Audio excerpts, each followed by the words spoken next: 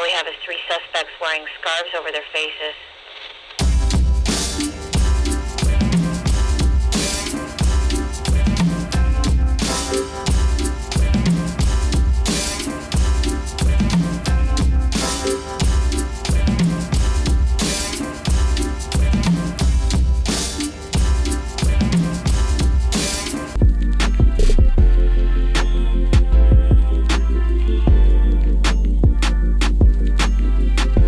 In 2015, I wrote a groundbreaking grant, and the U.S. Embassy awarded us some money to provide cultural appropriate training within law enforcement. So the training that I implemented is called Courageous Conversations About Race, and it's based on a U.S. model that was developed by a man called Glenn Singleton. And so I had about 35 different organizations, mainly within law enforcement. So that's Western Australian Police, Australian Federal Police, Corrective Services, Immigration and Border Protection. And we actually looked at discrimination in the workplace, particularly in relation to the incarceration rates of Aboriginal youth and also African youth. So we're starting to see a lot of engagement with the legal community amongst African young people, and it's not so much in a good way. And so it was just important to address unconscious bias within those agencies where they might have a proficiency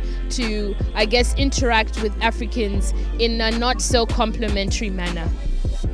5 of those agencies have undergone 6 months of intense training where we looked at their policies, so what training they had within their organizations and how can they implement it. I think the biggest learning for all of them was to realize that they all had unconscious bias. So when you have police officers and members of law enforcement saying, actually, you know, our views when we deal with African youth or even Aboriginal youth is because we suspect or assume that they're likely to do bad things in inverted commas, then that's a starting point. So having them actually identify and say, you know, we probably haven't been conducting ourselves the way that we can and it hasn't been fair or equitable is a big step. So we were able to guide them through the process, look at their cultural awareness training that they offer to new recruits, and also introduce just an inclusive culture. So what's important about, you know, making sure that how they communicate with other agencies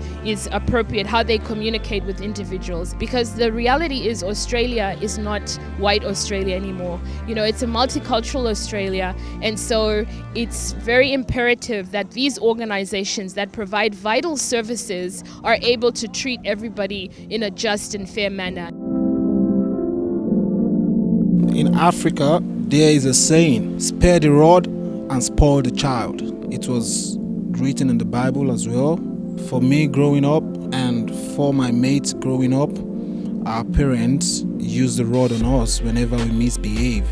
So they use the cane to whip us whenever we do anything wrong, and the rod, the whip, the cane is used to direct us in the right path.